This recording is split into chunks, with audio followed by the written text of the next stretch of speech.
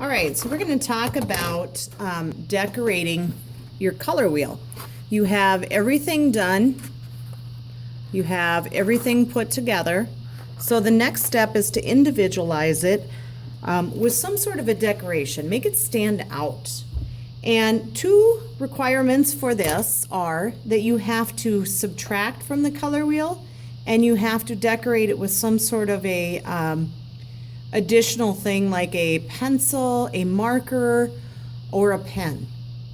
And so the first thing I need to do is decide, do I want to subtract by taking holes out or do I want to subtract by adding a design? There are hole punches that are available for you to use. So if you would like to do holes of some sort, you could do just holes going around. You could do rows of holes. I would not encourage you to take out, half of this color wheel or the side of the color wheel though. So make a pattern out of it.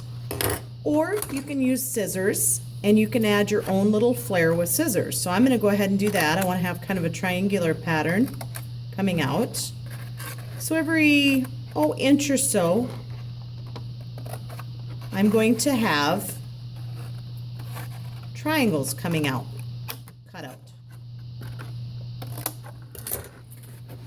And I would do that on every part of my color wheel.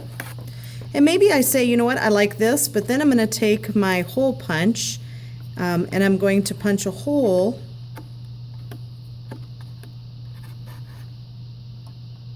in between each triangle. Okay, so then again, I would do this on each side, every place. Doesn't mean I have to do it on the top area right here, but I could do it on the long section of my color wheel.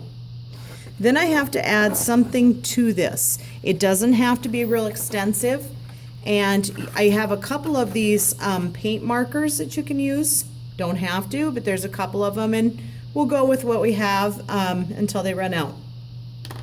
Colored pencils will also work, and if you wanted to use some sort of like a ballpoint pen. So I'm going to go ahead and use these colored pencils, and this is actually a metallic pencil.